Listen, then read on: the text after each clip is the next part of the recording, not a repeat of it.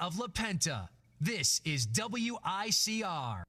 Hello everyone, welcome back to the Sports Vault. I'm your host with the most, Jersey Joe, and I was on the air yesterday and I talked about how it was kind of dull a day in sports, not a lot to talk about, and that has kind of come back to bite me because yesterday turned into a really good day for sports. You had soccer news, baseball news, and now basketball news, which kind of funny. The first thing this morning that really stuck out to me was Kobe Bryant in GQ magazine, an interview where he said he doesn't have any real friends, and there's a lot of good stuff to get to today, and I will periodically throughout the day address all the stories, but for some reason this was the one that really stuck out to me the most. Now, Kobe Bryant, I think we all understand, has that perception of he's an assassin on the court. You know, he's always been a guy who didn't always get along with teammates the best, not always the most friendly guy, but on the court, just a warrior, always just has a heart, has a desire to win like no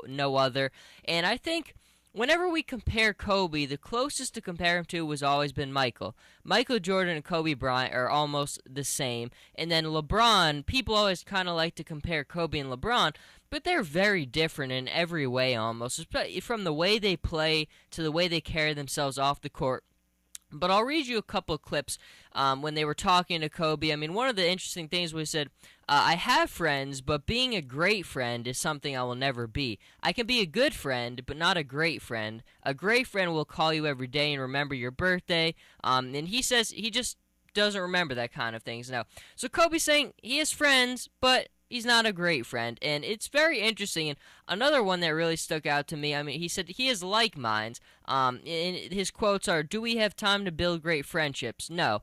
Do we have time to socialize and to hang out aimlessly? No. Do we have time to do that? No, we don't. We want to work. I enjoy working. And it's funny because that is definitely Kobe Bryant. I mean, a guy who doesn't really have real great close friends, close bonds, friendships. The interesting thing is I think you can see people's mindsets off the court, and you could see it in their play on the court. I mean, if we just compare Kobe Bryant and LeBron James for a minute, LeBron James is one of the most giving, most helpful to his teammates, players in the league we've ever seen. I mean, he's just always such a willing passer, always a guy really important to him is ball movement, getting his teammates involved, creating a team family environment. I mean, just look at everywhere LeBron has ever gone. Has he ever had real controversy with any of his teammates? Not really. I mean, he's always very friends with the guys. I mean, just look at the relationship he had with Dwayne Wade when he went to Miami. That was a big part of it, was how close they were. I mean, he's got a very good group of friends in the NBA, and you could just tell how close they are. I mean, even in the All-Star game, put up pictures on Instagram of him, Chris Paul, Dwayne Wade, Carmelo Anthony. Those are some of his big close friends. But look at LeBron off the court. He's the same, very giving, very loyal, a social butterfly, basically. And I think Kobe Bryant, what's he always been on the court? An assassin, a guy who just wants to do it by himself. Give Kobe the ball, get out of his way, and let him go to work. I think that you see in this interview, that's the way it is too. So it's very interesting how people's off-the-court mentality really is the same as their on-court. I mean, even look at a guy like Carmelo Anthony. Now, Carmelo Anthony, I think the thing on him has always been selfish, and maybe off the court, we could say that a little bit about him too with the type of deal that he signed. I mean, if it's a guy, I think Carmelo's a guy who just worries about Carmelo. I mean, and I think you can see that from the commercials he does to the contract he signed. He's a guy who's really just worried about Carmelo. I mean, as long as his numbers are good, as long as he's making the big money, I think that's all really that matters. And it's just, I mean, keep going down the list. Russell Westbrook, all these guys.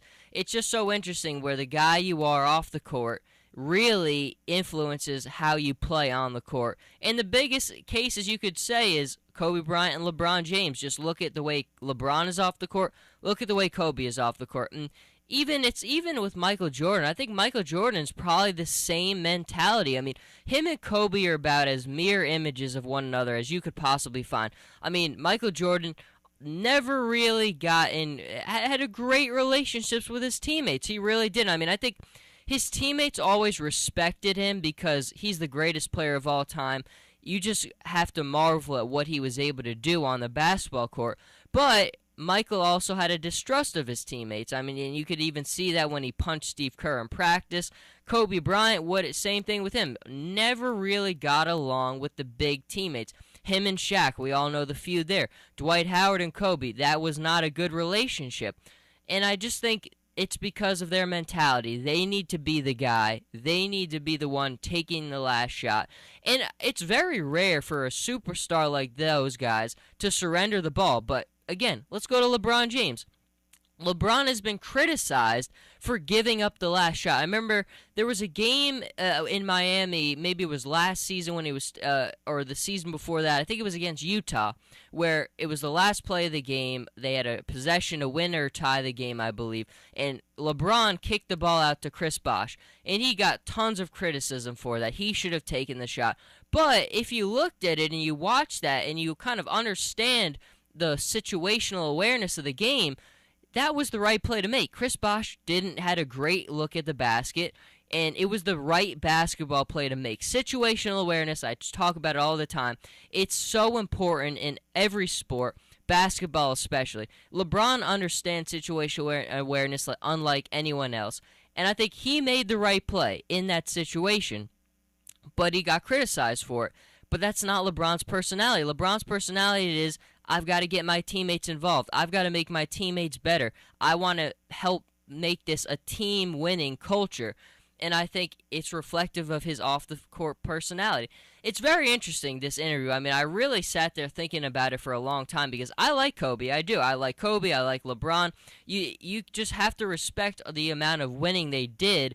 But if I'm building a team, I'm taking LeBron every single day over Kobe just because, not only because of everything LeBron does on the court, but just because of all the little things that he does as a leader. And I think that's the biggest thing is you've got to kind of surrender your ego a little bit when you're a transcendent superstar because teammates are going to get jealous. That's the way things work. I mean, look at Scottie Pippen. Even Scottie Pippen to this day, you could just tell he holds a little resentment against Michael Jordan because he was a phenomenal player as well. One of the best defenders we ever saw. Just an outstanding, maybe the best duo in NBA history with Michael and Scottie Pippen. But even to this day, I think you can still see that Scottie resented Michael a little bit. I mean, there's a little bit of tumultuousness there with them. Even when he's interviewed today about he said many times, I remember to this day, he said, I would say Michael Jordan's the best scorer of all time, but I would go as far as to say that LeBron is the best player of all time.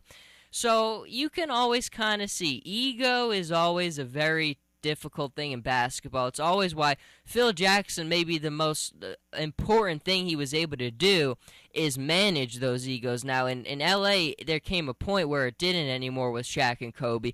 But, he was able to kind of hold the fort down with everybody in Chicago. He got 3 championships out of it in LA. So managing egos is as important as the tactical side of the game in all sports, really. But a very interesting article. I would definitely check it out. Just go to Bleacher Report, ESPN, anywhere, GQ. Very good interview with Kobe Bryant. Really got you thinking. But it just goes to show you, folks, the way that you act off the court heavily influences how you are on the court.